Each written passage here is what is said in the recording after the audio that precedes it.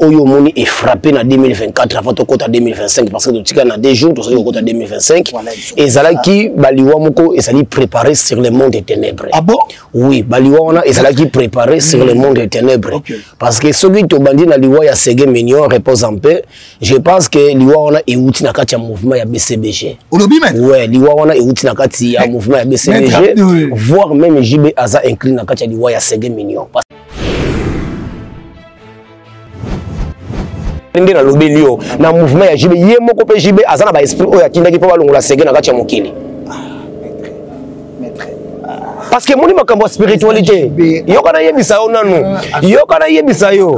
quand journaliste ça n'engage que maître yokana yebisa yo nanu ngai nazali molobeli ya milimo nazali ko loba makambo parce que ngai nde na leki na émission na yo na ko loba esprit ya ligorodo wana parce que soki totali accident oya salaki ezali fazo azo choc na kati ya likolo. Bon, quand journaliste et le comme on bande de nyonso bozolanda ngai nazaka kati pona hotel sa ba vie ya bandeko oyo bazo kuta na ba circonstances ya baliwa ou ya ba impérité mais le comme ko foko yeba yango bien que les ngai mokolo oyo ngai na mona da komuda oyo aloba ki fatika nzela wana esika na mona ka tombi ne mko fongola ka tombi na ye. Ah bon? Oui. Parce que tango wa fongola ka tombi tango tiki musique. Voilà. Tant que la musique ya mokili, je pense qu'à ça qui protéger. Ozolanda na santé na yo na zaki nango. Asaki protéger. Liwaya yoka na yebisa yo. Liwaya dakumuda bochango na mitu. Grand journaliste na mona ka 18 pouvoir ya imagination ya bato na kati ya mokili oyo. Yeba yango benke dakumuda azali mbeka na ba pasteur oyo tango a dévoiler aki.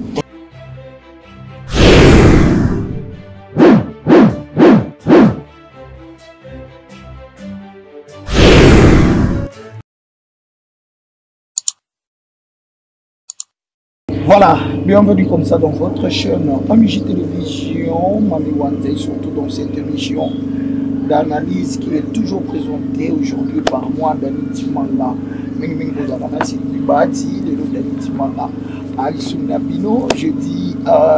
joyeuse fête comme ça, donc joyeux Noël à la première dame de Orléans et pourquoi pas à toute la famille Wanza. Je vois Kevin,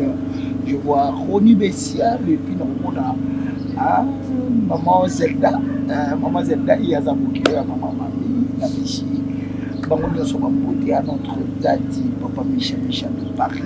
Aujourd'hui, fidèle ami internaute, comme l'actualité nous oblige, Balobi, Toko Solula, Nanou Makamboyo, et comme émission na Congo, il y a pas de décision, sur ce, aujourd'hui, on va parler un peu de la spiritualité avec le grand maître Ouata Figir. Il s'agit de maître Abdul Otozarane, déjà Awa,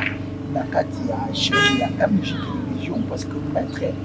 Alubi Lelo Aza Namaluba Yakuba, et puis maître Alubi a frappé dur, et puis a frappé dur, a vous frappé banani. Vous allez découvrir ça tout au long de cette émission. Je dis bienvenue comme ça dans votre chaîne AMJ Télévision, abonnez-vous. Ça fera énormément du bien à Dani Timanga. Vous savez, dans ce dans la saison, on a poussé à 3500 abonnés. Et puis, bonjour, maître. Ouais, bonjour, grand journaliste Dani Timanga. Bonne santé. Ouais, namakasi ya mvulusi mukimbangu bakoko bazali kosala. Et na sentir que la maître Mikolo Saoudi qui se mati makasi. C'est le misala et vous salamana ndenge ya busakanade. Je vous signale déjà tous na site verte à côté ba maman Zelda ba vandaka. Bon bilelo tous na site verte wana 7e replace de tourner émission et voilà maître Rubi na makasi ya bamfuzi boni ba activité boni nano misala ya maître Abdou. Ouais, misala ezali ko kende na ba o bazali ko benga déjà maître Abdou bazali ko so ba solution na bango. Je pense que biso tozali kobele la banzambe ya ba payate biso tozali kobele la banzambe ya mboka na biso na ba kombo ya ba mama ki pamvita na ba kombo ya kimbangu na kombo ya ba ancêtre na biso vraiment misala nyonso tozali kokende na ba o bazali ko ya epa na biso na ba o bazali ko comprendre spiritualité ezali nini mosala ezali kokende malamu vraiment eza kokende malamu bien par le maître tout kotamba pour na message maître bino kuzaba liso o musali na ba misala na République démocratique du Congo bato bapesaka yo confiance et surtout excusez parce que nayebi osalela bato misala mpe bato bazwaka basolution. Maître Abdoul tozali tolamoki liwa efrappe lisusu na ntango ya baartiste musicien kala ezalaki baartiste comédien nde babandaki kokufa mingi tomona baesobe basala banzembo koyemba ke nzambe transférata liwa oyo epai ya ondire liwa ekende epai ya bamusicien mbala moko tomoni 3 musiciens balali tobandi na Doudou Abdoula oyo azalaki na Zaiko Langalanga animateur ya munene toye komona deuxième personne oyo alandaki eza Sege Mignon Maniata yo ozalaka mingi na Sege Mignon ozala na ye otambola mpe na ye Maître Abdoul osunga Sege na bamakambo ebele et puis toye komona ya Dakumula Newman 3 liwa wana maître. S'il faut parler, Maître Abdoul, Koko Ibisabatuni. Merci, grand journaliste. Et donc, on a aussi pas à Bandeko Ebele. Il y a aussi à Bandeko tout balé Congo. Faut sa conscience, il y a Koko Nabiso.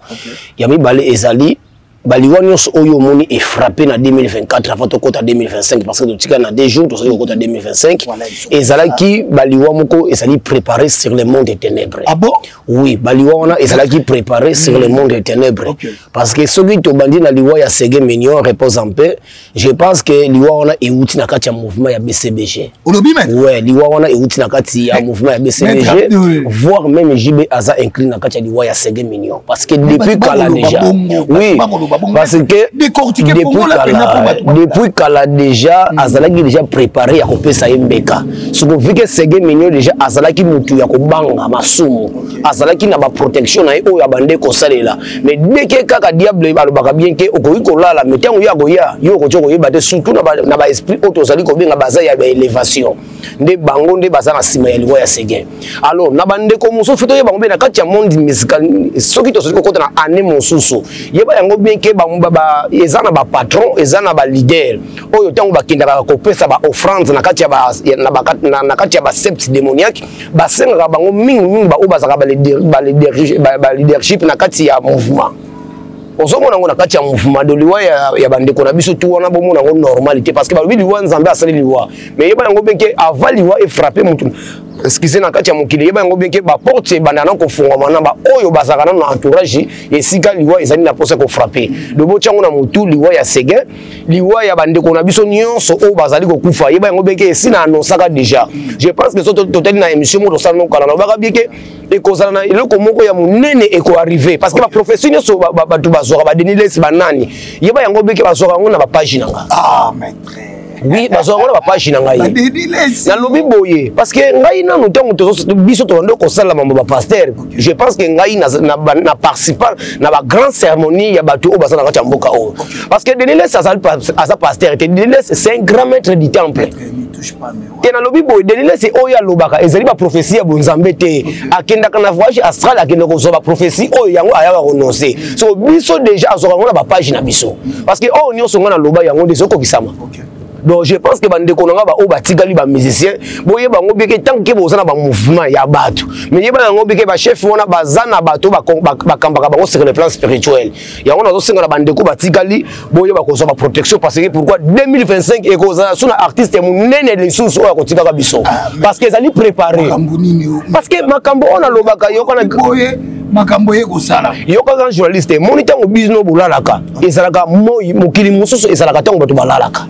soki le londo ki azana poso ko lia biso siko to monaka mais siko to ko intervenir parce que mutu mususu ozolo belebe kende ko nga ozana liwa ezoyela yo parce que cette maladie ya Sege ezaki maladie moko déjà ezaki préparé na esprit ya ligorodo mama mettre accident wana ya moi mukie isalini olobi ezaki préparé na esprit ya ligorodo esprit ya ligorodo wana ayaka ko boma mutu na lokolote parce que accident wana ezaki accident moko préparé nde na lobelio na mouvement ya jibe ye moko pe jibe azana ba esprit oyo akindaki po balongola Sege na kati ya mokili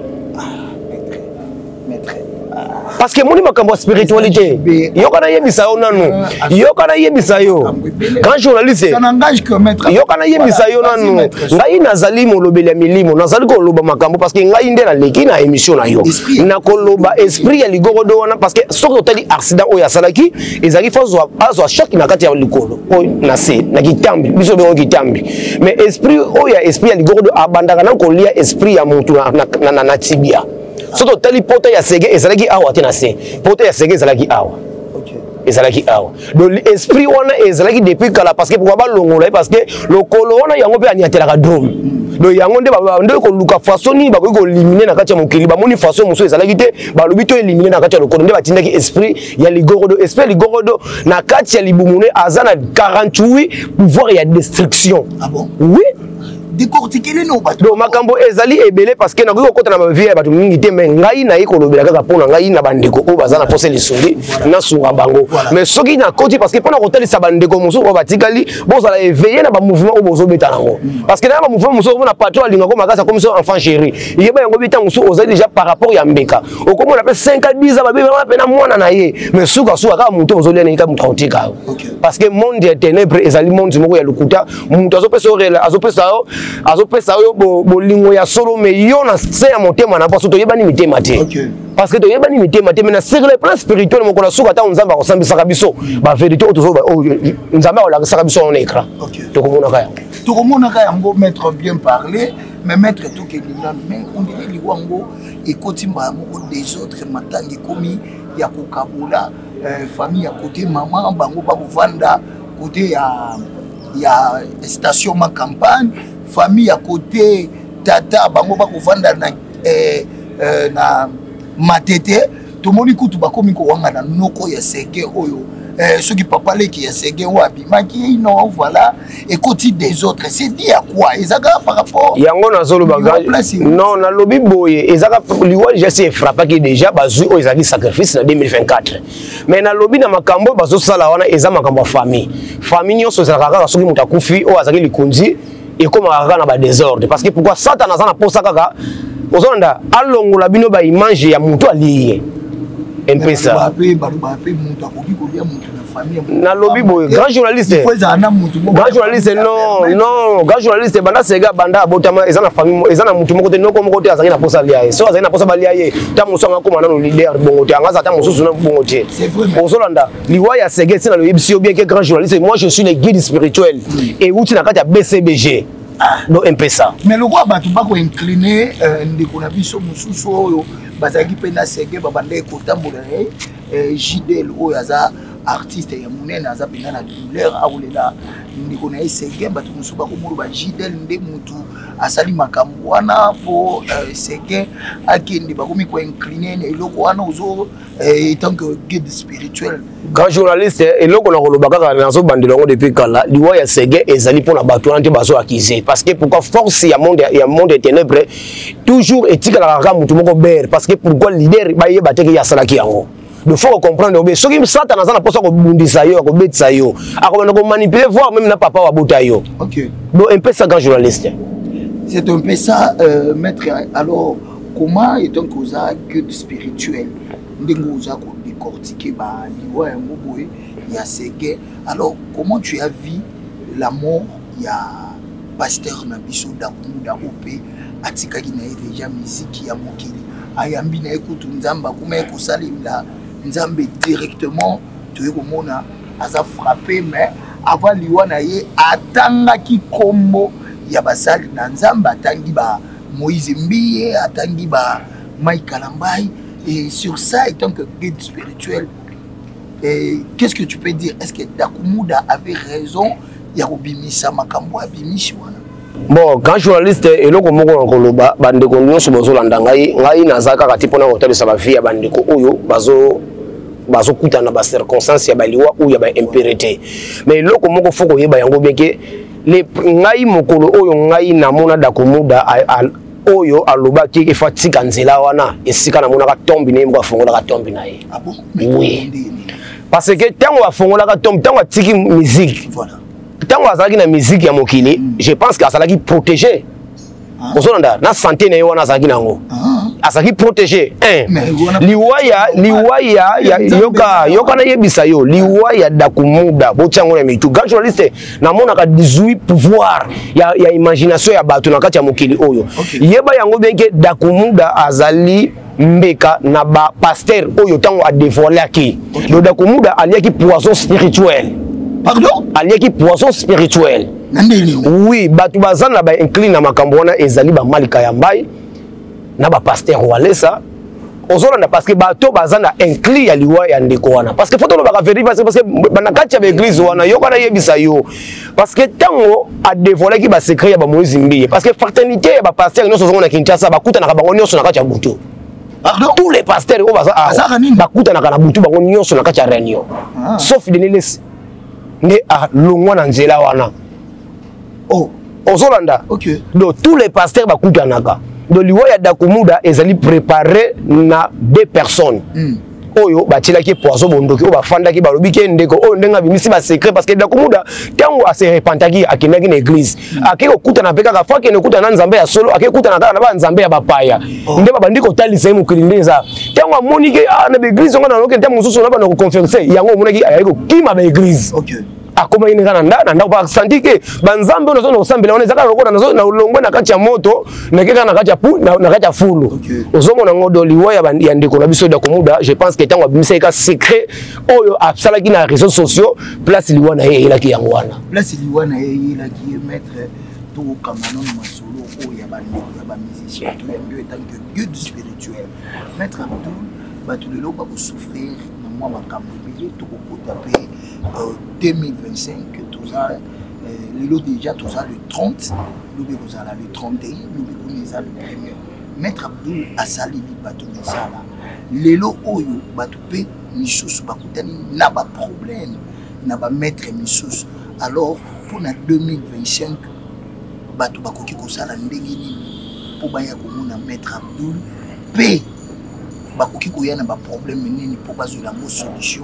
et pas y Maître Abdul. Merci beaucoup. Référence na kosenga bandeko Congo central précisément na ville ya Matadi na entrée d'Okas na Kinkanda bandeko nyonso o bakozana posa ya ko région de direction générale bakoya na kati ya Congo central. Mais loko na kosenga Dani Chimanga, je pense que bino ba journaliste faut faciliter ka biso. Eza ndenge na mokili onde de komi yango mokili ya masumu. Ba pasteur asolo bakoya banganga solo bakoya ya lokuta pe bakobima. Mais je pense que na kosenga na ba congolais. Congolais alinga komona eloko ebangisa ye. Parce que congolais tango biso tozali ko pesa message yonde kozana ba difficulté yonde kozobota te yonde ko babokelo maladie ya bondoki babokelo maladie moko ozo silate mais congolais kaka ye moko ndeko na biso congolais akoki pe koloba ke ye asa aventurer mais je pense que biso tozali ko salisa bandeko o bakozala na métaphysique ya ko comprendre que naza na ba problème o eteli ya moleli parce que tozala bandeko mususu azo salisa musala spiritualité mais azoyeba te musala na azo salisa eza nini ozomona eza lokola muntu ozo ko sambela nzambe ozo ko sambela nzambe na sika o bache ba drum ou esika oyo bazobeta la musique nzambe akoyoka otedo soki muntu ozo na posa makambo esimba yeba ke ona zali ko sala eza makambo ya spiritualité na kotambusa ngo ndenge représentant so senga ngai na tambusa musala nanga do na bandeko bayaka na ngai pa na ngai basala ba États-Unis basala ba guérison na bandeko basala ba Suisse ba yebi ke makambo na bango esimba do na bandeko pe na ba contacter ngai te na basala posa ba contacter bango na ba difficulté auto zali ko benga démoniaque ou impurité spirituelle na ko senga na bango mutu adutete parce que ba lobi bien que un homme spirituel oyo azana likambo ngo kaka oyo ko boya mais oyo ozondima ye wana ndeta mususu akoluka ko détruire vie na yo nazo senga na bandeko nyonso o basali ko kota 2025 ozalaki na ba distraction numéro Maître Abdul ezali benga Maître Abdul plus 243 89 71 42 027 ozana posa ya mbongo boya na kotekela bino eloko oyo olobi maître oyo azana posa ya mbongo na kotekela bango nkutu oyo nkutu oyo azana posa nkutu oyo ezali na pentacle astral donc oyo akozana posa nango na kotekela yango partout akozala donc partout akozala bandeko na kotekela bango yango maintenant maître Kutu oyo ils ont aussi servi peut-être na lolenge nini pour montage non ils allaient servir na ba pouvoir oyo na kati awa donc yonde kozana posa ya millions de dollars yonde kozana posa ya promotion na compagnie yonde kozana posa na promotion na ba activité ou ozana posa eloko moko sanzela ka yombongo je pense que nazuma mulangia na mono mela secret nanga voilà nazuna papier o botala ka o ezaka essaye non ezana ngo masanga botala bino moko nazokanga ngoti nazokanga yango yo awa bandeko nanga nazokanga yango nakangi yango nakangi yango Olandi voilà nakangi yango bandeko nanga botala malamu makambo zali ko salama awa j'ai obtenir la chance qui me désire mais toutes mes volontés Kandar le seigneur de guerre manifeste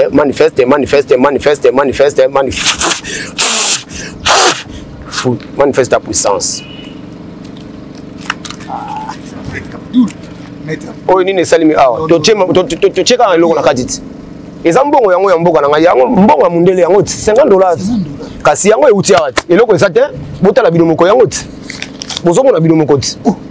donc mutu tout aza na posta nango plus 243 kasi nazuka na masanga bato bamelaka parce que tozala ba esprit musu babatami na masanga bazali tozala ba esprit musu babatami na ba secret bazali tozala ba esprit musu babatami na bazamba bazali tozala ba esprit musu babatami na bandako to kino kofutela donc nazo senga na bandeko musu ta musu azomona mbongo ezo circuler te siko ngai ona sali ezaka code postal eza nango ka eloko moko na tindi esprit moko kende presse moko intelligent nga yango mais soki be mutu aza na posta nango pe nakolakisa ka onde na salaka eza te lokola ndeko pesa nga multiplication mbongo pesa nga porte-monnaie biloko ona ça n'existe pas yango nazo senga na bandeko tout boza na posta neti nga na likaka sur YouTube te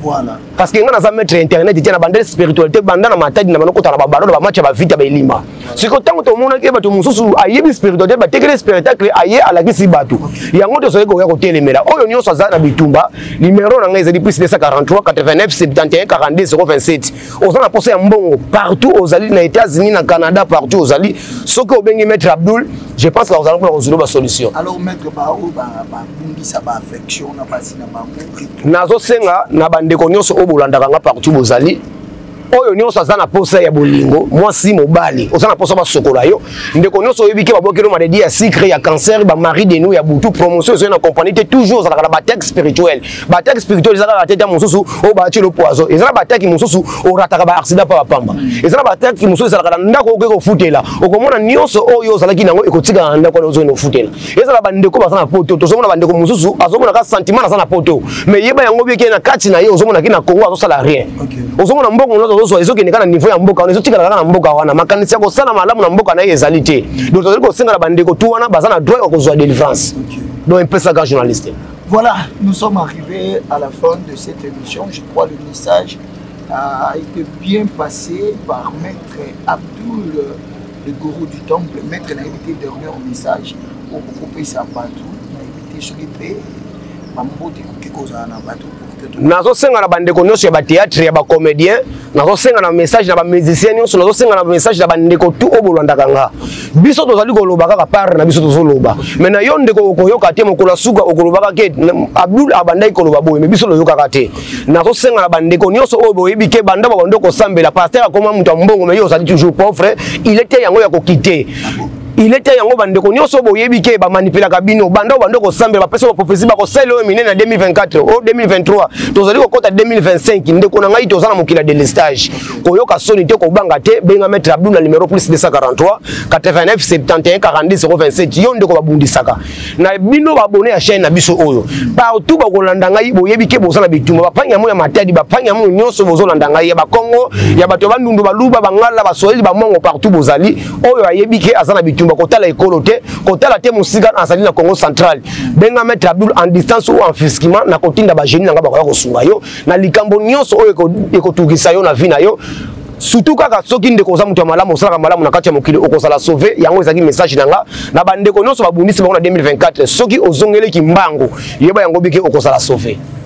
On a sauvé bien parler, Maître Abdoul n'a évité Bambote Ezali. Bambote Ezali na bandeko nyonso balandi biso Bambote Ezali bandeko basala hôpital banzambe na biso ya bakoko na biso bakini ko guérir bango na bandeko nyonso basala makanisi ya koluka kolongwa na ba difficulté ba bazo yeba te nzambe na biso bazana bango na ba abonné à chaîne na biso na yo moko ka journaliste ndio soutien ya koyamba ngai na mokola lelo vraiment nzambe abakoko azana yo. Merci beaucoup. Voilà, merci là c'était Maître Abdoul le je dis merci comme ça à la première dame de Papillon, merci comme ça à toutes personnes qui nous ont suivis dans cette chaîne AMG Télévision, Mami Wanza. Restez toujours connectés, abonnez-vous, n'hésitez pas. Il y a Maître Abdoul, le gourou du temple, et 2024 et 2025, il y a Moto Kokota. Quant à moi, je vous dis merci et bye.